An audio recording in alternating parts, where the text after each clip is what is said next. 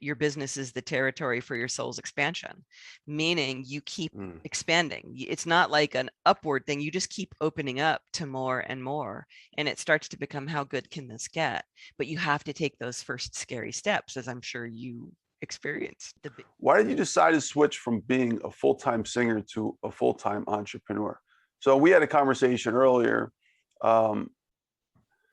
My thoughts is that you only leave something you love if either you have no choice or you love something else, right? So from the little conversation that we had earlier and just a few interviews I listened about yourself, I suspect, because I think we have a lot in common, I suspect that you left it because you might be a writer at heart or an educator at heart. And your real passion was actually not singing, as you might have thought when you left your first corporation, but writing or educating. Am I on the right track with that? So when I first left the PR thing, music was a passion, but writing has always been a passion. And I would actually add a third option to those two options you just presented, why people change. Because I do, this really is where living, like walking my talk, the soul sourced thing. I think sometimes there's a mystery to what calls us. It's not always going to be a thing I'm going to, or a thing I'm leaving behind. I do teach that there's intention from and intention toward, and you just basically said that. But I do think that sometimes things call us out. And for me, playing music, there was a combination of things. I didn't actually leave music until 2010, but I knew I was going to leave starting in about 2005. And what had happened was I just got this sense that I wasn't going to be doing this forever, that there was more, like things were opening up inside of me more. People kept coming up to me and saying things after my shows. Like, my shows were not like, I never talked about any of this kind of stuff on the stage. I was strictly an artist. People kept coming up to me and saying, I want to start a business and I want you to talk me through some of what you go through. Like after I signed CDs and that kind of like weird little questions like that.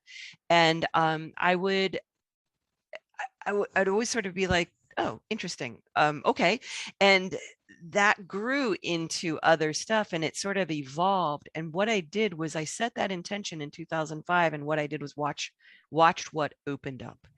I didn't just say, I'm going to go for it. I set the intention and then that started happening. I discovered blogging and I started blogging. Things started going in really very almost mysterious directions. And so that would be what I would say the third option was. But I actually have a podcast as well. It's called The Soul Sourced Business. And I have 2 episodes where I walk through the changes people go through. And one of them is called The Breakdown Before the Breakthrough. And then one of them is called Reinventing Yourself, on reinventing yourself. And what I describe in that is that a lot of people ask that same question, is like, how did you go from music to running a company? And it's not as much of a leap as you might think when I describe what started happening. And as a musician, I always felt that art is a service-based career. I always thought that art is a service profession. If you're doing it well, you might not go on stage saying that, but you're truly up leveling, to use my word, the people who are in the audience in some way or another. You might not think that way, but that's what they're there for. So I don't see it as big of a leap as a lot of other people did at the time. No, it's very similar. I mean, actually, you weren't just a singer. Interestingly, you were a songwriter. I listened to a few of your songs. They're really, really cool.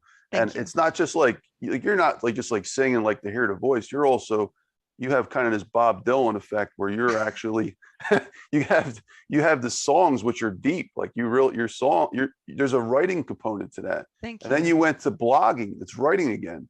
So here we go. Now you got a book. I mean, the writing themes seem to be going all the way through. And if you look, and the reason I can detect this is because I went through the same thing.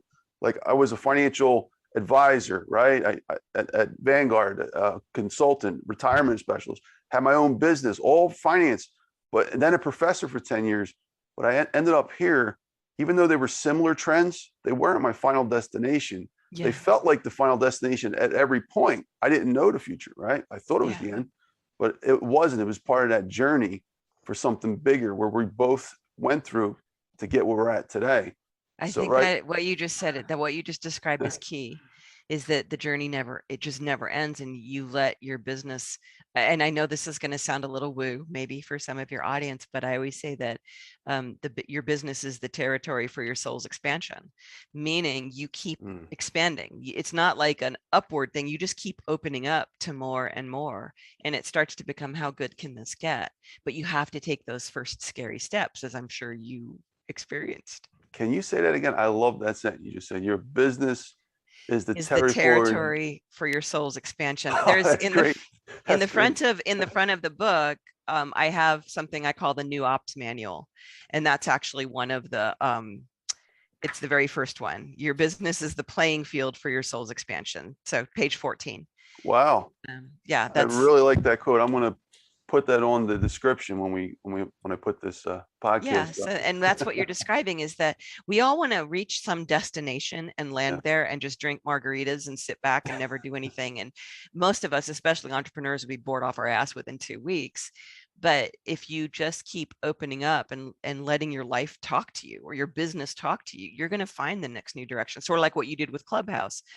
Door open. Okay, I'm going through. Here we go. And now, boom, you're ginormous. So it's part of what our own expansion and where we're called to go. But you got to start somewhere. And so you started as a financial advisor. I started as a songwriter. Yeah. And talking about that last point you just made, I was actually a retirement specialist first at Vanguard.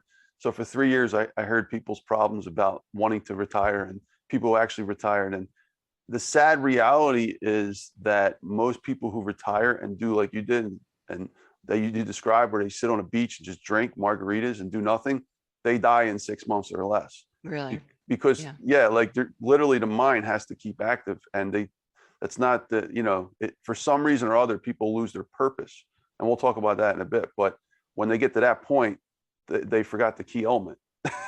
You need Yeah, to have a purpose. Dan Sullivan, he's 70, I think he's 76, 77 now, and he still's running and strategic coach, and he doesn't want to retire. And he says that this is his quote. I don't know for sure, but he says retirement is for people who have run out of their future. I like that.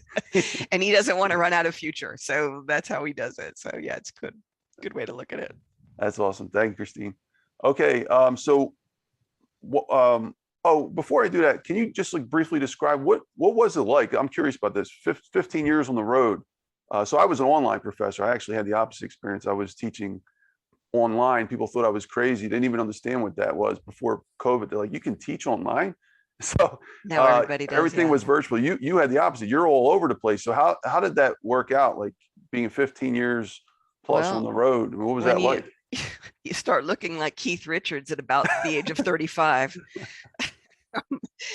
um, Even when you start getting successful and can afford good hotels and that sort of thing, the road is just hard. And it's just, I'm a homebody. I mean, like when we started working from home, and this is what you're looking at behind me. I really treasure it. The good thing about being on the road though, is you meet so many people. And I think that's why I started getting good at reading people and coaching and helping people, because I met so many people, and I I learned so much about human behavior and about what people are looking for. And I was somebody who talked with people quite a bit. And the other thing is that trust builds up. Like when I had fans, they would come every time I came to town, and they would tell me things like, this is like church for us, coming to see you. And like it's not like online where you have to work a lot harder. When someone anchors into you and you're on stage and you've moved them in one evening, that becomes a pretty strong fan at that point. And you realize that's a very powerful role to play. And so it taught me a lot about, again, that thing I talked about with the soul sourced entrepreneur, managing my own power, like not taking for granted, and understanding that it's very important who shows up. And so I learned a lot about my own energy, my own intention as I stepped on a stage, how to travel well, how to take care of myself, and just the dynamic of being somebody who is an entertainer. There's so many elements that go into it. You're managing so many different things. But yeah, it's hard. It's not the easiest road to go. I part of why I wanted to stop was I realized I didn't want to be spending the rest of my life on the road.